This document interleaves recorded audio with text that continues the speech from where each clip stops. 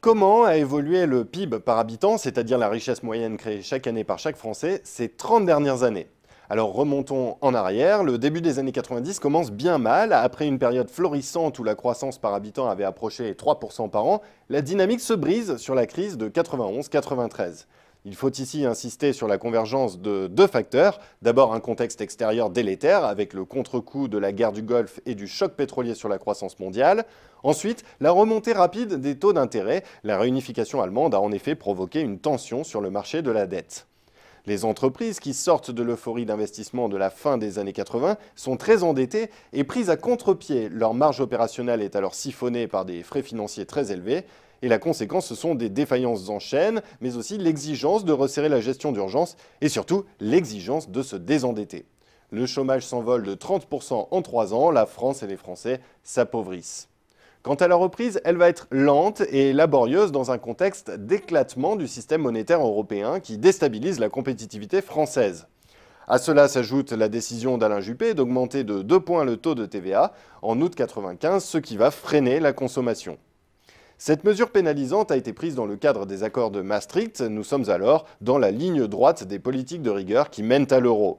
Bilan de cette période 90-96, le PIB par habitant évolue péniblement de 0,9% par an, ce qui est bien peu comparé aux 2,8% de la période 85-90. Le redémarrage, le vrai, intervient en 97. Tous les indicateurs repassent alors au vert, baisse des taux d'intérêt, dépréciation de l'euro, reflux simultané du prix des matières premières, du baril du pétrole, redécollage de la consommation ou encore exubérance financière de la nouvelle économie. Le compteur s'affole et indique plus 3,5% en 2000, soit la meilleure performance depuis 89. La France et les Français s'enrichissent à nouveau, le taux de chômage reflue sous la barre des 9 puis des 8%, les finances publiques s'assainissent et l'opposition de l'époque va jusqu'à demander au gouvernement de restituer la fameuse cagnotte aux Français et Lionel Jospin baisse la TVA d'1 point.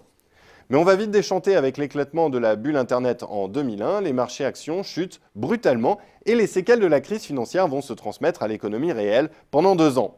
À partir de 2003 va s'ouvrir une nouvelle phase avec la détente des taux d'intérêt, la bourse remonte, mais surtout les prix de l'immobilier qui avaient atteint un point bas en 97 se mettent à flamber. S'ouvre alors une période marquée par les effets richesse, tandis que sous la présidence Chirac, la politique économique soutient en priorité la consommation. L'euphorie va durer jusqu'en 2008, euphorie qui va se briser sur la crise financière venue des États-Unis. La croissance française plonge, le PIB par habitant chute de près de 4% en 2 ans, c'est du jamais vu depuis la Seconde Guerre mondiale. Grâce à des mesures concertées de stimulation de la demande dans les pays avancés, et notamment en France sous la présidence Sarkozy, une reprise se profile dès 2010. Les pouvoirs publics allègent la barque fiscale des ménages pour soutenir la consommation via la défiscalisation des heures supplémentaires ou encore le versement de primes exceptionnelles. Mais c'est le champ du cygne car les déficits publics explosent et la zone euro s'impose une politique de purge qui va être particulièrement sévère au sud de l'Europe.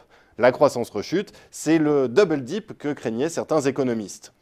En conséquence, le PIB par habitant recule de nouveau. Alors bien sûr, l'érosion est lente, mais elle est continue. Et fin 2014, le PIB par habitant est retombé au niveau de 2006. C'est presque une décennie de perdu.